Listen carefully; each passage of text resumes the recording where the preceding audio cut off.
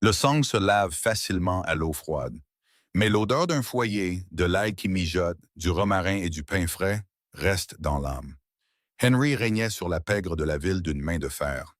Pourtant, son empire impitoyable a été mis à genoux par une mère célibataire. Elle servait du ragoût de bœuf depuis une charrette rouillée. Le projet de réaménagement du port de South Boston devait être le joyau légitime du portefeuille de la famille Rousseau. Depuis 3 générations, les Rousseau contrôlaient les quais, les syndicats et les casinos clandestins. Mais Henry Rousseau, l'actuel chef de la famille, voulait un héritage respectable. Il avait 34 ans. Il était impeccablement vêtu d'un costume Tom Ford anthracite. Ce costume coûtait plus que ce que la plupart de ses ouvriers gagnaient en un an. Et en ce moment, il se tenait dans la boue jusqu'aux chevilles, furieux. Des problèmes d'approvisionnement et des grèves sauvages saignaient le projet à blanc. Henry savait exactement de quoi il s'agissait. Le syndicat O'Hannon, une faction irlandaise rivale, montrait ses muscles. Ils essayaient d'extorquer une partie du front de mer. Ils ont crevé les pneus de 3 bulldozers la nuit dernière. Patron, murmura Arthur Rossi, le sous-chef et plus vieil ami de Henry. Il frissonnait dans le vent glacial d'octobre. Arthur était une montagne de muscles. Son nez cassé témoignait de ses premières années en tant qu'homme de main. Le représentant syndical dit que ces gars ont trop peur pour travailler de nuit. La mâchoire d'Henry se contracta. Trouve qui paie le représentant syndical et envoie un message aux Swannon. Rien de trop voyant. Contente-toi de briser les doigts de celui qui a crevé ses pneus. Considère que c'est fait. Henry expira. Son souffle formait un nuage dans l'air glacial. Il observa le spectacle chaotique des échafaudages et du béton brut. C'était une matinée grise et misérable. Le vrombissement des moteurs diesel et le crissement du métal sur le métal n'apaisaient en rien son tempérament légendaire. Il n'avait pas dormi depuis 2 jours. Son estomac était un nœud de café noir et de stress, et la paranoïa constante de sa position pesait lourdement sur ses épaules. Puis le vent tourna. À travers l'odeur âcre du diesel et du ciment humide, une odeur totalement inconnue perça l'air. Elle était riche, chaude et complètement déplacée. Ça sentait le bœuf braisé, le thym et les carottes rôties. Ça sentait le dîner du dimanche dans un foyer qu'Henry n'avait jamais eu. Henry tourna la tête. Ses yeux sombres et perçants balayaient le périmètre de la clôture grillagée. Là, garé illégalement, à moitié sur le trottoir fissuré et à moitié dans la boue, se trouvait un vieux camion aménagé. Une enseigne délavée peinte à la main sur le côté disait « La cuisine de Chloé, repas chaud pour les durs à la tâche ». Une file de 20 hommes en gilet haute visibilité et casque de chantier attendait patiemment devant le comptoir. « Qu'est-ce que c'est que ça ?» demanda Henry, sa voix basse et rocailleuse. « Nous n'avons autorisé aucun vendeur sur le site. » Arthur plissa les yeux. « Ça doit être quelqu'un du coin. »« Écoute, Dom, retournons à la voiture. On a la réunion avec les capots de Southside à midi. »« J'ai faim, » l'interrompit Henry, marchant déjà vers le portail. Arthur jura à voix basse. Il fit signe aux 3 gardes du corps en civil qui traînaient près du SUV blindé de le suivre à distance. On ne discutait pas avec Henry Rousseau quand il prenait une décision, aussi insignifiante soit-elle. Alors qu'Henry s'approchait de la file, les ouvriers le remarquèrent. Le brouhaha cessa instantanément. Même ceux qui ne savaient pas qu'il était le chef de la mafia de la Nouvelle-Angleterre savaient une chose. C'était le promoteur milliardaire qui signait leurs chèques, et ce n'était pas un homme à contrarier. La file s'ouvrit comme la mer Rouge. Les hommes baissaient les yeux vers leurs bottes, s'écartant pour laisser passer le patron. Henry ne leur prêta aucune attention. Son attention était fixée sur la femme à l'intérieur du camion. Chloé Hayes essuyait le comptoir en acier inoxydable avec un chiffon. Elle avait une tache de farine sur le front. Elle n'était pas habillée pour impressionner. Elle portait une lourde chemise de flanelle trop grande. Un bonnet délavé des Red Sox de Boston couvrait ses cheveux auburn foncés et elle portait un épais tablier. Pourtant, quand elle leva les yeux, Henry sentit une secousse inconnue dans sa poitrine. Ses yeux étaient d'un noisette saisissant et perçant, encadrés de cils sombres. Ils trahissaient une lassitude qui parlait de longues nuits et d'années difficiles. Mais ils étaient d'une intelligence féroce. « Hé !» dit-elle, sa voix douce mais absolument pas impressionnée par le costume sur mesure qui se tenait devant elle.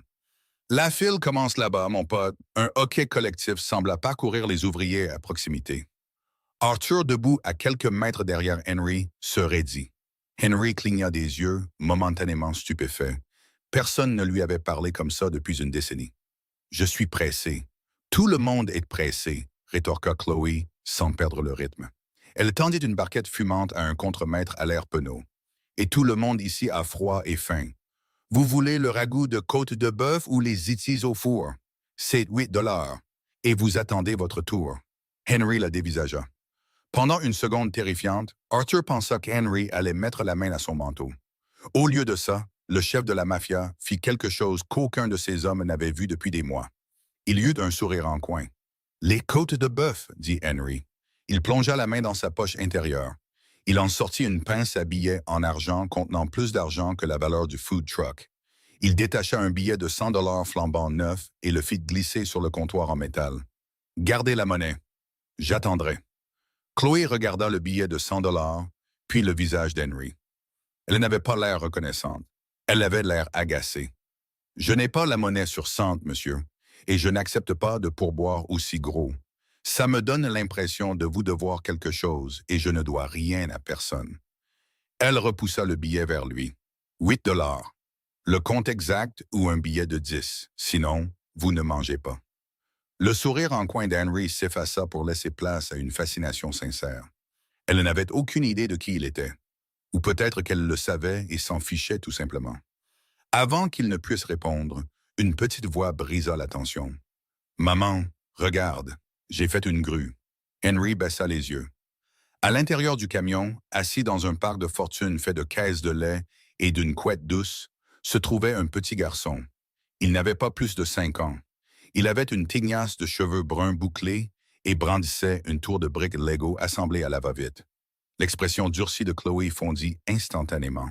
Un sourire radieux et sincère illumina son visage, la transformant complètement. « C'est incroyable, Liam.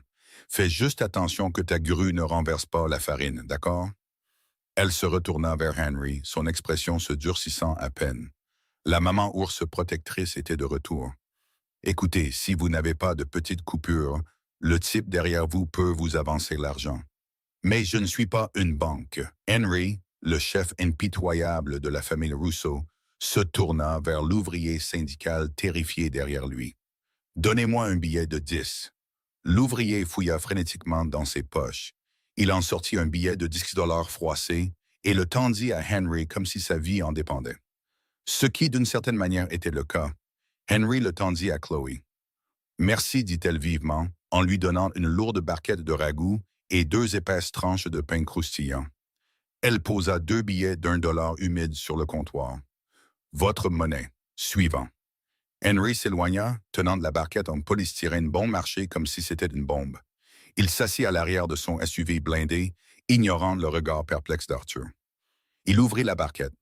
La chaleur lui envahit le visage. Il prit d'une bouchée. La viande fondait pratiquement sur sa langue. Elle était très assaisonnée, riche d'une sauce profonde et complexe. On aurait dit qu'elle avait mijoté pendant 12 heures.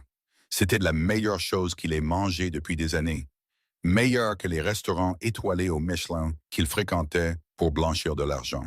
« Arthur, » dit Henry, la bouche pleine, les yeux fixés sur le food truck rouillé à travers la vitre teintée. « Oui, patron, annule la réunion avec les capots de Southside.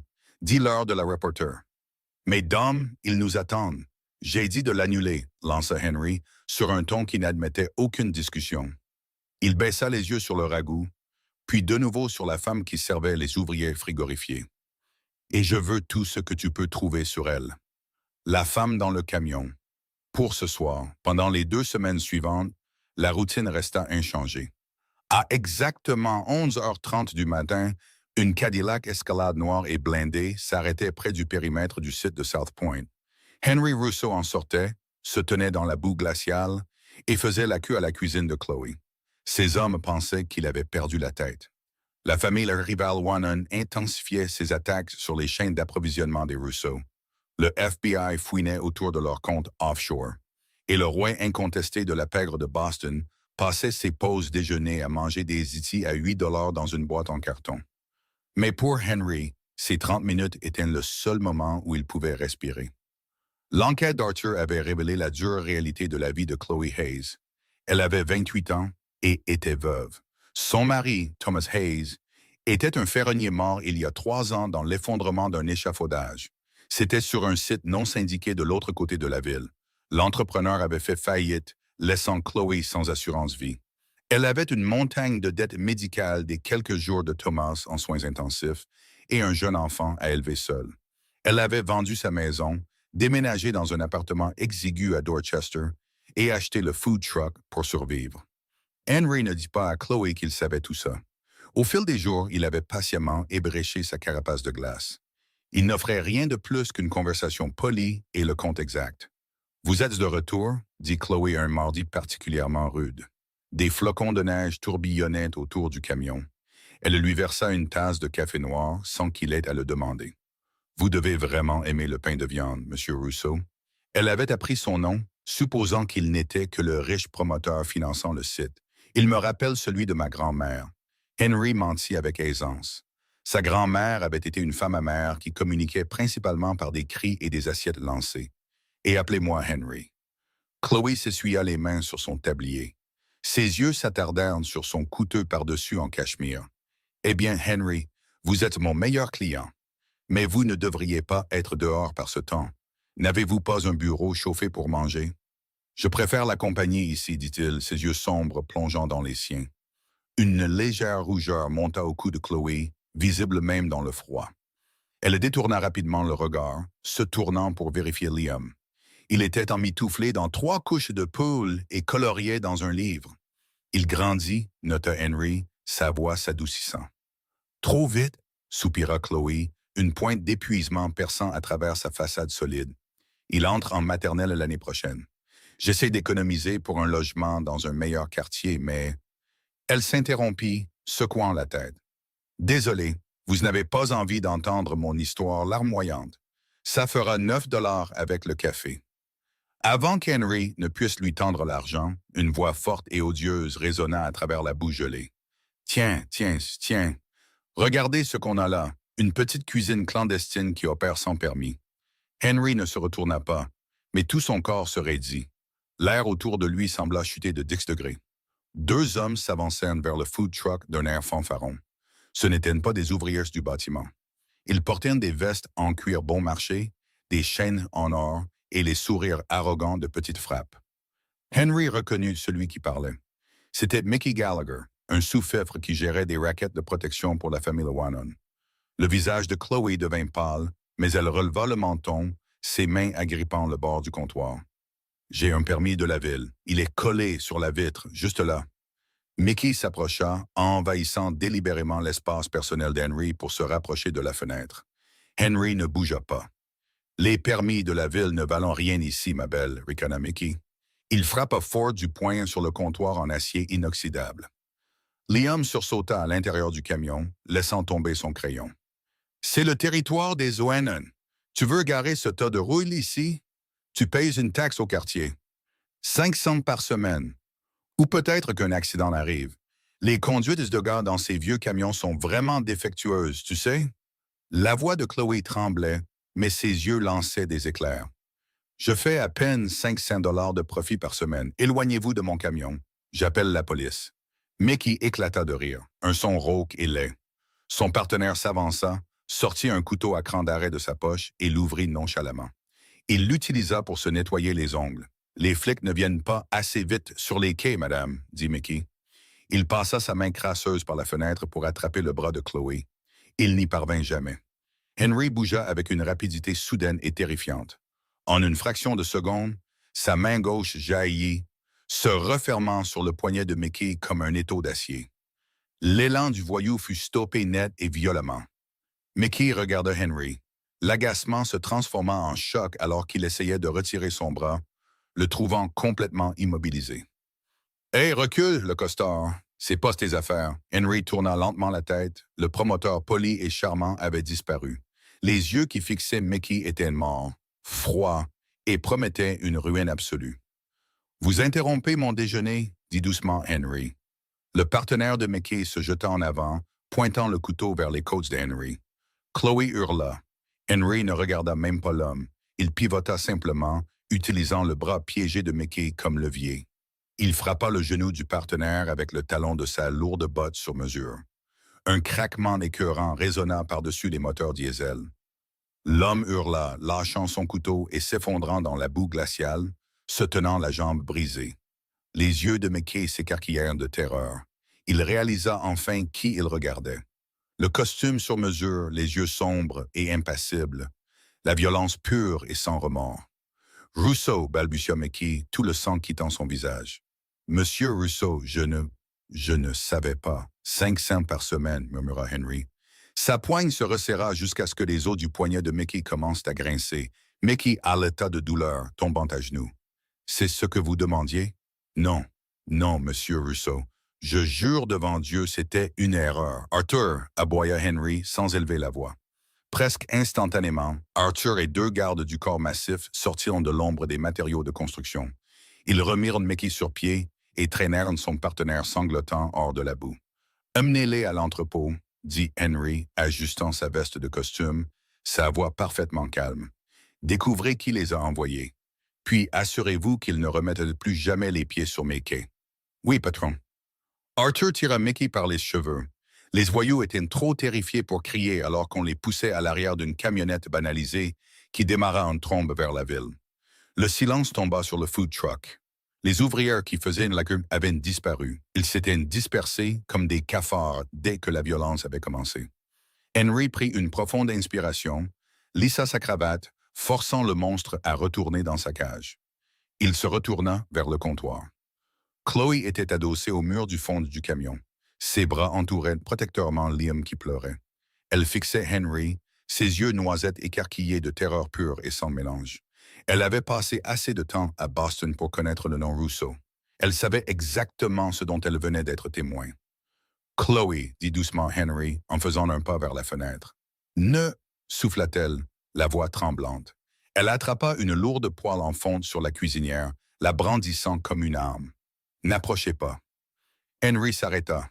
Pour la première fois en une décennie, l'homme le plus puissant de la ville sentit une torsion aiguë et angoissante dans ses entrailles. Il l'avait protégé. Mais ce faisant, il avait brisé la seule chose normale et belle de sa vie. « Ils ne vous dérangeront plus, » dit Henry calmement. « Qui êtes-vous » demanda-t-elle, les larmes montant à ses yeux.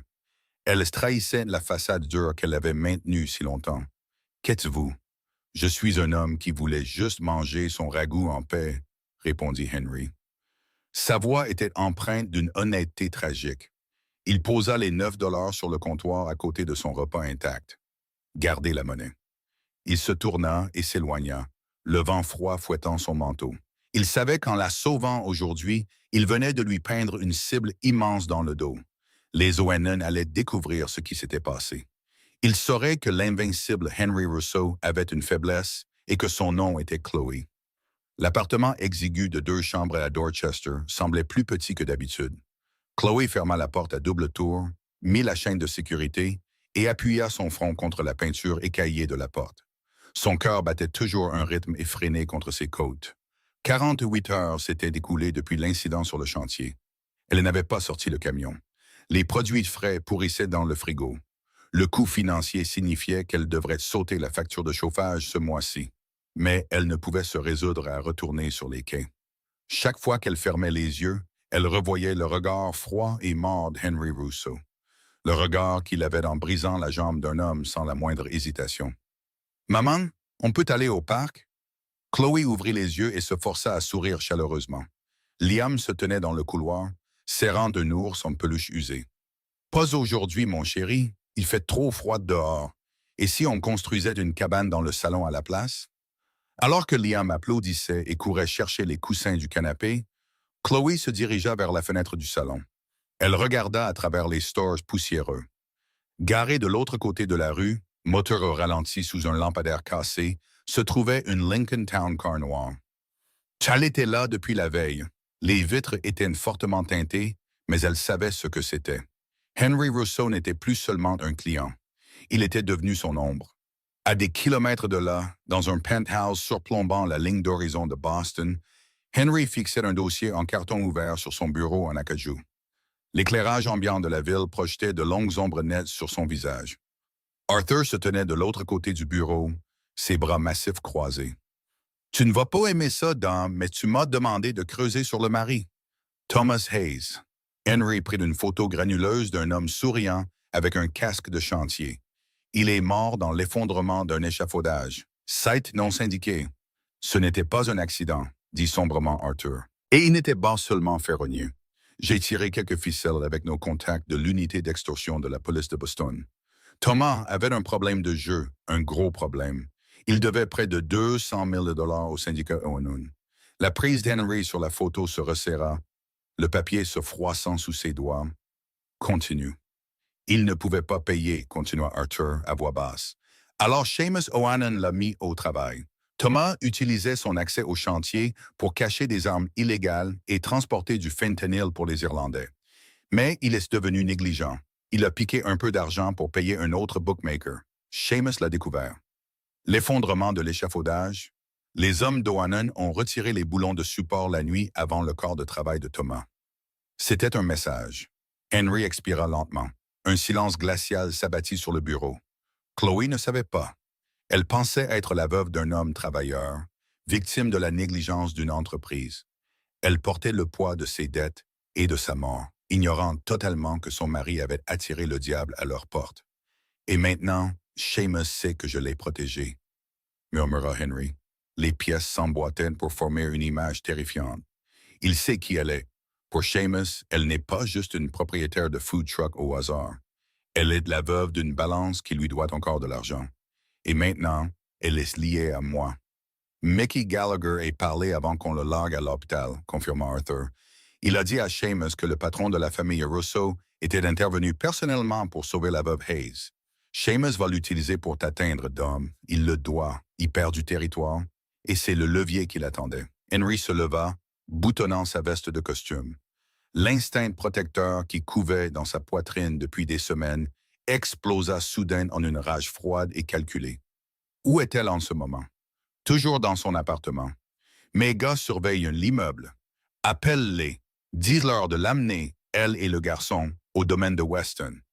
Dom, si nous la déplaçons dans ta maison privée, nous disons à toute la ville qu'elle nous appartient. Nous déclarons la guerre. La guerre a été déclarée à la seconde où Seamus O'Hannon a touché à mes lignes d'approvisionnement, dit Henry en se dirigeant vers l'ascenseur privé. Maintenant, c'est juste personnel. De retour à Dorchester, la paix fragile de la cabane de couverture fut brisée par un fracas assourdissant. Chloé hurla alors que la porte d'entrée de son appartement était défoncée, faisant éclater le cadre. 3 hommes en lourds manteaux d'hiver firent irruption dans le couloir étroit. Ce n'étaient pas des hommes d'Henry en costume sur mesure. C'étaient des hommes de mains rudes et balafrés, armés de fusils à canon scié. « Prenez le gamin !» aboya l'homme de tête, son fort accent irlandais résonnant sur les murs bon marché. « Liam, cours !» hurla Chloé, se jetant devant la cabane de couverture. Elle attrapa une lourde lampe en laiton sur la table d'appoint et la balança de toutes ses forces. Elle frappa le premier homme à la mâchoire. Il grogna un titubant. Mais le deuxième homme l'attrapa par les cheveux, la projetant brutalement contre le mur. Sa vision se brouilla, ses oreilles se bourdonnaient. À travers le flou, elle vit le troisième homme tendre la main vers la cabane où Liam se cachait, pleurant hystériquement. Soudain, la fenêtre donnant sur l'escalier de secours vola en éclats dans une explosion de verre et d'air froid. Un des hommes d'Henry, un agent mortel nommé Silas, passa par la fenêtre brisée. Un pistolet avec silencieux déjà levé. Chip, chip, 2 tirs étouffés atteignirent l'homme qui tendait la main vers Liam en pleine poitrine. Il tomba sur le cou. L'homme qui tenait Chloé la lâcha sous le choc, levant son fusil. Mais la porte d'entrée fut soudainement bloquée par 2 autres hommes d'Henry qui avaient monté les escaliers en courant. Le couloir explosa en un chaos, mais tout fut terminé en moins de 10 secondes. Silas enjamba les corps, son arme baissée, balayant la pièce du regard. Il regarda Chloé qui hyperventilait. Elle saignait d'une coupure au front et serrait désespérément Liam contre sa poitrine. « Madame Hayes, dit Silas, Silas, sa voix totalement dépourvue d'émotion. C'était comme s'il ne venait pas d'exécuter 3 hommes dans son salon. « Monsieur Rousseau nous envoie. Vous devez venir avec nous maintenant. Vous n'êtes plus en sécurité ici. » Chloé regarda le sang sur son tapis, puis les hommes terrifiants et lourdement armés dans sa maison. Elle n'avait pas le choix. Elle attrapa son manteau d'hiver, enveloppa Liam dans une épaisse couverture et quitta sa vie normale pour toujours. Le domaine des Russo à Weston était moins une maison qu'une forteresse déguisée en refuge de milliardaires. Situé sur 8 hectares de forêt dense, le complexe était entouré de murs de pierre de 3 mètres de haut. Il y avait des portails en fer forgé et un système de sécurité qui rivalisait avec un site militaire secret. Chloé était assise à un immense îlot en marbre dans une cuisine plus grande que tout son appartement. Un chef privé avait préparé un festin de poulet rôti, de légumes et de pâtisseries fraîches. Mais Chloé n'avait pas touché une miette. Liam, épuisé par le traumatisme, dormait à l'étage dans une chambre d'amis. Il était gardé par 2 hommes qui semblaient dormir dans leur équipement tactique. Les lourdes portes en acajou de la cuisine s'ouvrirent et Henry entra. Il avait enlevé sa veste et sa cravate. Ses manches étaient retroussées, révélant de légères cicatrices estompées sur ses avant-bras. Il avait l'air fatigué. Mais au moment où ses yeux se posèrent sur elle, un profond soulagement envahit ses traits acérés. « Liam dort ?» demanda Henry doucement. Il contourna l'îlot pour verser 2 verres de bourbon. Il en fit glisser un vers elle. « Il dort ?» dit Chloé, la voix rauque. Elle ne toucha pas le verre. Elle leva les yeux vers lui, ses yeux noisettes brûlants d'un mélange de colère, de peur et d'un besoin désespéré de réponse. « 3 hommes sont morts dans mon appartement aujourd'hui, Henry. Ils allaient prendre mon fils. » « Pourquoi? » Henry prit une lente gorgée de son bourbon. Il avait affronté des cartels, des patrons rivaux et des procureurs fédéraux sans sourciller. Mais regarder dans les yeux terrifiés de Chloé le faisait se sentir complètement sans défense. « À cause de moi, » admit Henry, sa voix lourde de culpabilité. « Et à cause de votre mari. » Chloé se figea. « Thomas? Qu'est-ce que Thomas a à voir avec ça? C'était un ferronnier. Il est mort dans un accident. » Henry posa son verre. Il tira une chaise et s'assit en face d'elle, se penchant en avant. « Chloé, ce que je vais vous dire va faire mal, mais vous devez connaître la vérité pour comprendre à quoi nous sommes confrontés. » Lentement, prudemment, Henry exposa le contenu du dossier d'Arthur. Il lui parla des dettes de jeu de Thomas, il expliqua le syndicat Wannon, les armes de contrebande, l'argent volé, et finalement, il lui dit la vérité sur l'effondrement de l'échafaudage. Alors que les mots flottaient dans l'air, Chloé sentit le monde basculer. Le récit de sa vie, celui de la veuve tragique et noble, travaillant jusqu'à l'épuisement pour honorer son bon mari, vola en 1 million d'éclats. Thomas ne l'avait pas laissé sans rien par malchance. Il avait joué leur avenir et s'était fait assassiner.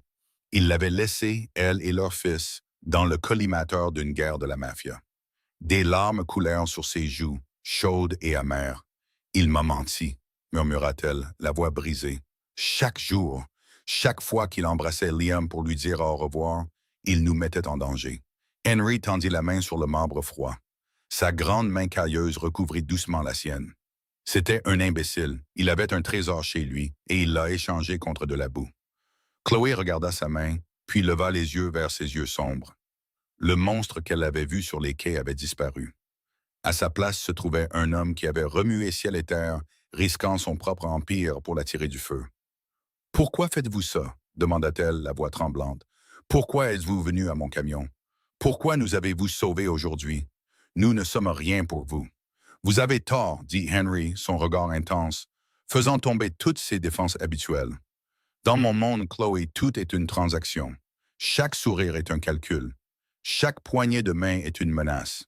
Mais quand je me tenais dans la boue glaciale et que j'ai mangé la nourriture que vous aviez préparée, pour la première fois de ma vie, j'ai eu chaud.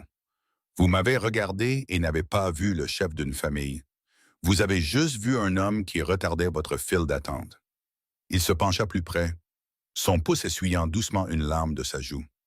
« Je ne sais pas comment être un homme bien, Chloé, mais je sais que je ne peux laisser rien vous arriver. » L'air entre eux s'épaissit, chargé de promesses tacites et d'une attraction dangereuse.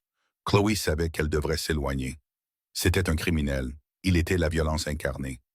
Mais assise dans la forteresse luxueuse, elle se sentait plus en sécurité avec le loup en face d'elle qu'elle ne l'avait jamais été avec le mouton qu'elle avait épousé. Avant que le moment ne puisse aller plus loin, les lourdes portes de la cuisine s'ouvrirent brusquement. Arthur entra d'un pas décidé, le visage pâle. Il serrait fermement un téléphone satellite sécurisé dans sa main. Il regarda Chloé, puis Henry. Dom, on a un énorme problème. Henry se leva instantanément. Le protecteur doux disparut, remplacé une fois de plus par le commandant impitoyable. Rapport. C'est Vincent, dit Arthur, faisant référence à l'un de leurs capots les plus fiables qui gérait la logistique du centre-ville. Il a disparu des radars. Son traceur est hors ligne. Et il y a 10 minutes, un tuyau anonyme a été donné à la police de Boston et au bureau du FBI. La mâchoire d'Henry se serra. Quel était le tuyau? Quelqu'un leur a dit que le chef de la famille Rousseau retient une femme civile et un enfant en otage au domaine de Weston contre leur gré. Ils ont dit aux fédéraux que vous avez assassiné son mari il y a 3 ans pour l'atteindre et que vous la réduisez au silence. Chloé Aleta, sa main volant à sa bouche. C'est insensé. Ils ne peuvent pas croire ça.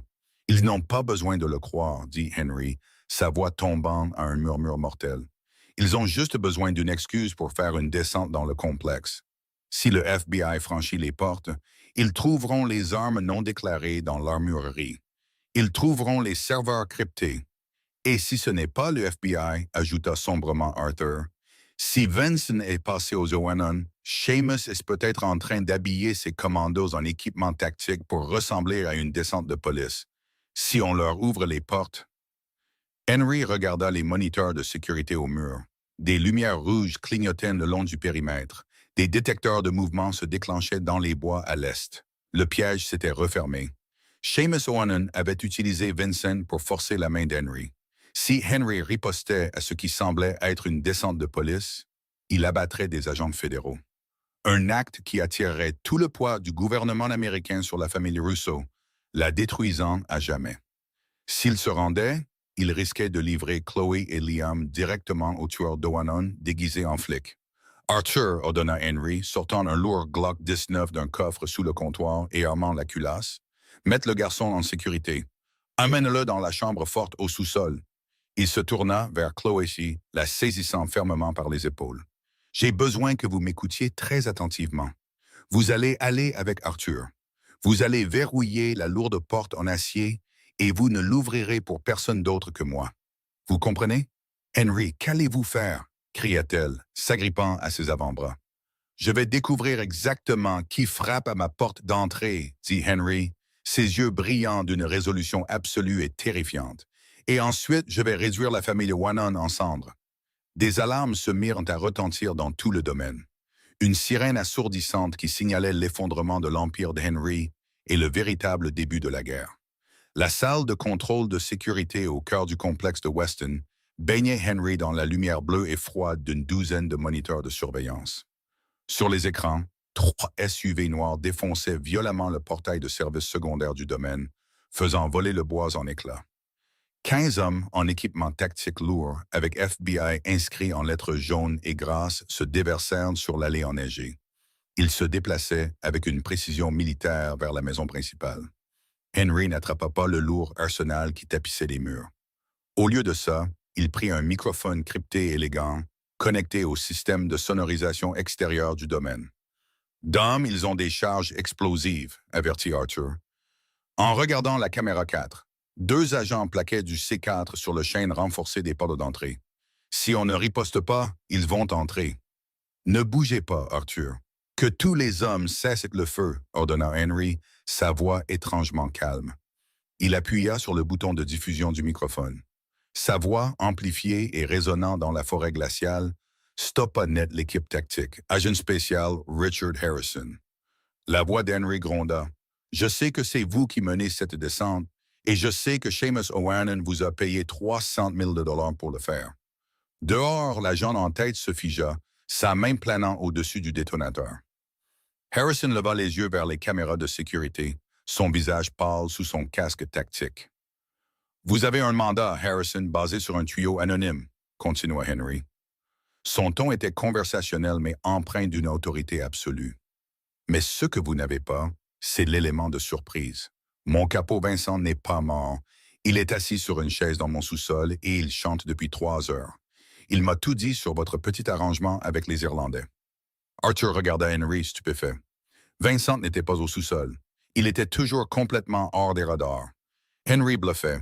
Il jouait une partie de poker psychologique aux enjeux élevés avec des hommes lourdement armés sur sa pelouse. « Vous êtes un meurtrier, Rousseau! Cria Harrison en retour, bien que sa voix manque de conviction.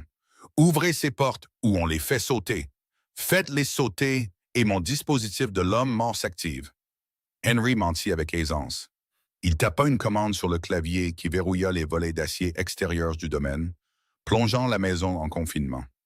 J'ai des relevés bancaires offshore, des transcriptions d'écoute et des photos de vous rencontrant Seamus au chantier naval jeudi dernier. Si vous entrez dans cette maison, ce fichier crypté sera envoyé au directeur du FBI, au ministère de la Justice et à la une du Boston Globe. Le silence s'abattit sur la pelouse enneigée. Les agents regardèrent de Harrison, la confusion et le doute s'insinuant dans leur posture. Ils pensaient être là pour une arrestation juste, pas pour être des dommages collatéraux de la corruption de leur patron. « Vous avez deux choix, Richard, » dit Henry. Sa voix tomba à un registre mortel et silencieux qui transperça l'air hivernal. « Premier choix, vous essayez de m'arrêter. Votre carrière se termine aujourd'hui et vous passerez le reste de votre vie dans un pénitencier fédéral. Deuxième choix, vous prenez vos hommes, vous faites demi-tour et vous allez au quai de South Point. Vous arrêtez Seamus Wannon pour l'extorsion de mes chantiers et le meurtre sous contrat de Thomas Hayes. Vous devenez le héros qui a fait tomber le syndicat irlandais. Je vous suggère de faire le bon choix. Vous avez 30 secondes. » Henry relâcha le bouton du microphone et se pencha en arrière dans son fauteuil en cuir. Le silence dans la salle de contrôle était assourdissant. Arthur serra son fusil, ses jointures blanches. À l'écran, Harrison fixa la caméra pendant un long et angoissant moment. Puis, il arracha agressivement la charge explosive de la porte d'entrée. Il aboya un ordre à ses hommes. En moins de 20 secondes, l'équipe tactique remonta dans les SUV et dévala l'allée. Leurs feux arrière s'estompèrent dans les bois sombres. Arthur laissa échapper un souffle qu'il avait l'impression de retenir depuis une décennie. « Je n'arrive pas à croire que ça ait marché. Mais Seamus est fini, » dit Henry en se levant et en redressant sa chemise. Harrison doit l'arrêter maintenant pour couvrir ses propres traces. La famille de Wannon est terminée. La guerre est finie avant qu'un seul coup de feu n'ait été tiré sur notre sol. Henry quitta la salle de contrôle. Ses lourdes bottes résonnaient dans les longs couloirs opulents jusqu'à ce qu'il atteigne le sous-sol. Il s'arrêta devant la lourde porte en acier de la chambre forte. Il prit une profonde inspiration pour calmer l'adrénaline qui coulait encore dans ses veines. Il composa le code et les verrous hydrauliques s'ouvrirent dans un sifflement. À l'intérieur, Chloé était assise sur un lit de camp moelleux. Ses bras entouraient farouchement Liam endormi. Elle leva les yeux, rouge et terrifiée, s'attendant au pire. « C'est fini, » dit doucement Henry en entrant dans la pièce et en s'accroupissant à sa hauteur. « Ils sont partis. Seamus Wannon sera en détention fédérale d'ici demain matin pour ce qu'il a fait à votre mari. Vous et Liam êtes en sécurité. Vous n'aurez plus jamais à regarder par-dessus votre épaule. » Chloé laissa échapper un sanglot étouffé. Le poids immense des 3 dernières années s'abattit enfin sur elle. Elle enfouit son visage dans une main, pleurant silencieusement pour ne pas réveiller son fils. Henry ne savait pas comment la réconforter. Ses mains étaient faites pour la destruction, pas pour la réparation. Mais alors qu'il tendait timidement la main et la posait sur son épaule, Chloé ne se recula pas. Au contraire, elle se pencha vers lui, posant son front contre sa poitrine. Henry l'enlaça, enfouissant son visage dans ses cheveux auburn. Il respira ce léger parfum persistant de romarin et de foyer. « Demain, » murmura Henry dans ses cheveux. « Je quitte mon poste de chef de la famille. Le projet du port devient entièrement légitime. Je quitte cette vie, Chloé. Je le dois. » Elle se recula légèrement, le regardant avec des joues striées de larmes et de grands yeux noisettes. « Pourquoi? Parce que, » dit Henry, ses yeux sombres entièrement, totalement sincères. « Un homme ne peut pas construire un avenir avec les mains couvertes de sang. Et pour la première fois de ma vie, j'ai trouvé un avenir qui vaut la peine d'être construit. » Finalement, Henry Rousseau n'a pas seulement reconstruit la ligne d'horizon de Boston. Il a reconstruit sa propre âme. Il a démantelé son empire criminel, troquant la couronne de la pègre contre des levers matinaux dans une cuisine légitime. Chloé n'a plus jamais eu à garer ce camion rouillé dans la boue glaciale. Au lieu de cela, leur immense restaurant est devenu le cœur battant de la ville. La preuve que parfois, les hommes les plus dangereux attendent simplement la bonne raison de rentrer enfin à la maison.